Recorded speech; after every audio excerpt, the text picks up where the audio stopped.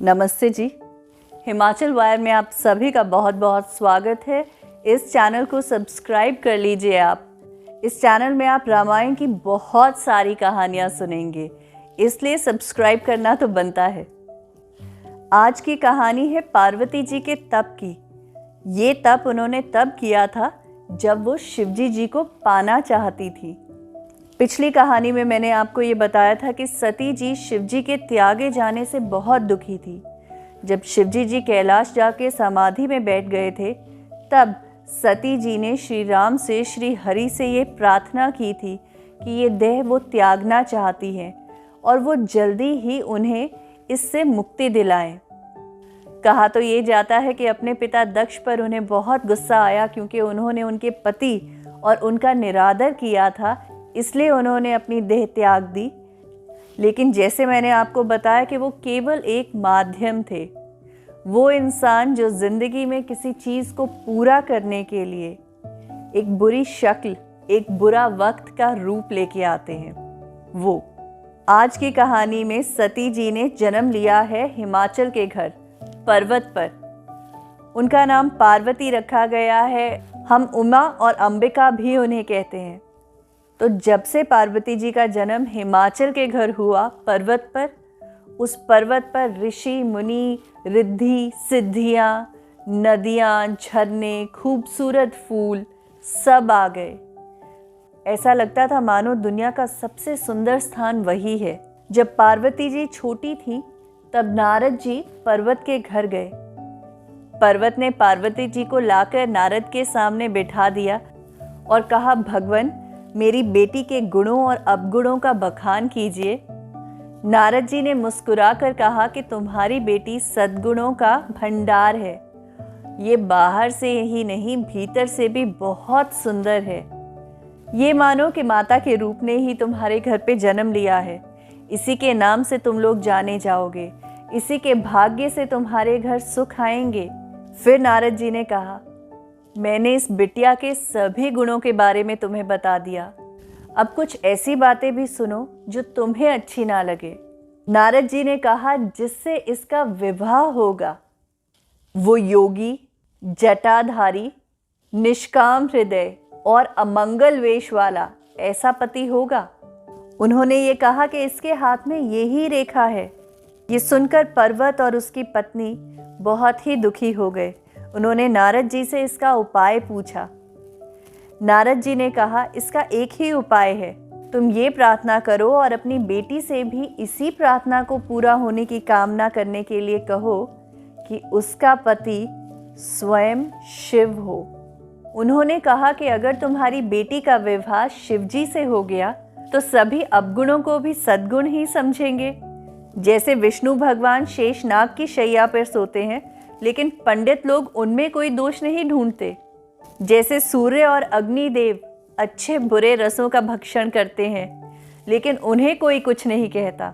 जैसे गंगा जी में शुभ और अशुभ सभी जल बहते हैं, लेकिन वो जल अपवित्र नहीं कहलाता।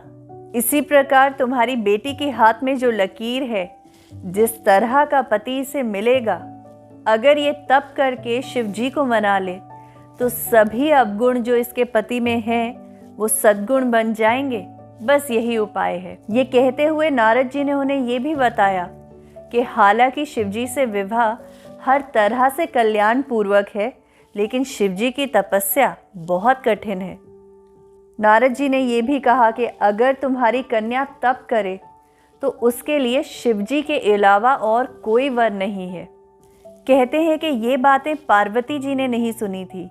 ये बातें नारद जी ने उनके माता और पिता को बताई थी। माता को ये सारी बातें सुन के बहुत दुख हुआ। माता ने देखा कि मेरी फूल सी बच्ची है, ये कैसे जंगल में जाके तप करेगी। वो बार बार पार्वती जी को देखती थी और रोती थी। उन्होंने अपने पति हिमाचल से कहा कि देखिए, अगर कोई योग्य वर मेरी कन्या के लिए मिलता है तो ठीक है, नहीं तो चाहे मेरी कन्या कंवारी रह जाए, मैं पूरी जिंदगी उसे अपने घर पे ही रख सकती हूँ, पर इस तरह उसको जंगल में तप करने नहीं भेजूंगी। वो पार्वती जी के कक्ष में गई, बार बार उन्हें अपने सीने से लगाकर रोती थी।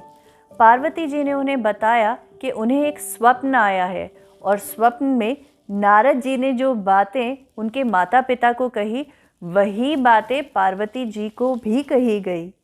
और उस स्वप्न के समय से ही पार्वती जी का मन शिव जी में लग चुका है। उन्होंने अपनी माता पिता से कहा कि अब मैं जंगल में जाकर तप करना चाहती हूँ, मैं शिव जी को मनाना चाहती हूँ, मैं शिव जी की ही अर्धांगिनी बनूंगी, ये उन्होंने स्पष्ट कर दिया। माता पिता कुछ भी नहीं कह पा रहे थे। सगे संबंधी, मित्रगण सब लोग चुप होकर उन्हें देख रहे थे। नारद जी ने देखा कि ये समय माता पिता के लिए बहुत भारी हो रहा है। उन्होंने समय देखकर जब हिमाचल और उसकी पत्नी अकेले थे, उन्हें बुलाकर पार्वती जी के पिछले जन्म की सारी कथा सुनाई। अब उनका मन हल्का हो गया था और उन्होंने अपनी बेटी को जंगल में जाने और तप करने की आज्ञा दे दी। वर्षों वर्षों तक कहते हैं पार्वती जी तप करती रही। रामायण में तप के बारे में लिखा गया है कि बिना तप के किसी को कुछ नहीं मिलता। आप इस तप को हार्ड वर्क से कंपेयर कर सकते हैं। आप इस तप को अपनी डेडिकेशन से कंपेयर कर सकते हैं कि बिना काम किए, बिना मेहनत किए किसी को कुछ नहीं मिलता। पहले के समय में इसे तप कहते थे। ये तप एक हठ था, किसी चीज़ को पा लेने का, किसी चीज़ को पूरा कर लेने का। इस दौरान बहुत सारी कठिनाइयाँ आती थी। इस दौरान आपको रोका जाता था, लेकिन वो लोग अपनी ज़िद पूरा करना चाहते थे, वो लोग अपना तप पूरा करना चाहते थे, तभी उन्हें कोई चीज़ मिलती थी। बस इसको आप अपनी मेहनत समझें कि बिना मेहनत के किसी को कुछ मिलता नहीं है। आकाशवाणी हुई और पार्वती जी को ये कहा गया कि जब तुम्हारे पिता तुम्हें लेने आए तो तुम घर चली जाना, तुम्हारी तपस्या पूर्ण हुई है। शिवजी जी को ये बताया गया कि पार्वती जी अब पूर्ण तरह से उनके लिए तैयार है। उन्होंने कुछ साधुओं को उनकी परीक्षा लेने के लिए भेजा। साधु जंगल में आए, पार्वती जी से बहुत सारी बातें कही कि शिवजी से विवाह करोगी। वो शिवजी जो अपने जिस्म पे भस्म लगा के रहते हैं, वो शिवजी जो जंगलों में रहते हैं, तुम क्यों उनके साथ रहना चाहती हो? तुम्हें तो कोई भी वर मिल सकता है। ऐसा पति क्यों चाहती हो जो उदासीन है, गुणहीन है, बुरे वेश वाला है, नर कंकालों की माला पहनता है, शरीर पर सांप लपेट के रखता है?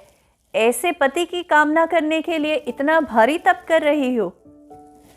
पार्वती जी ने कहा कि मेरा शरीर पर्वत में उत्पन्न हुआ है, मेरा स्वभाव ही हठी है। शिवजी की अर्धांगिनी बनना मेरा हठ है और अब ये हठ नहीं टूटेगा। उन्होंने कहा चाहे मेरा घर अब बसे या उजड़े, इससे मैं नहीं डरती, लेकिन मेरे गुरु नारद जी ने मुझे ये कहा है कि मैं शिवजी की अर्धांगिनी हूँ और ये तपस्या करके मैं उन्हें पाऊंगी ही। माना कि महादेव अवगुणों का भंडार है, लेकिन जिससे मन रम गया उसको तो उसी से काम है ना बस। उन्होंने साधु जनों से हाथ जोड़ के कहा कि हे मुनीश्वर, अगर आप मुझे पहले मिले होते तो शायद मैं आपकी बातों को मान भी लेती, लेकिन अब तो मेरा मन शिवजी के साथ लग चुका है, अब मैं नहीं मानूंगी। इस जन्म में ही नहीं, करोड़ों जन्म तक मैं बस शिवजी की हूँ। तो इस तरह हट करके, तप करके पार्वती जी ने अपनी तपस्या पूरी की और शिवजी को पाया। वो शिवजी की फिर से अर्धांगिनी बनी। आज की कहानी बस इतनी ही। अगली रामायण की कहानी के साथ जल्दी मिलते हैं। चैनल को सब्सक्राइब कर लीजिए। नमस्कार।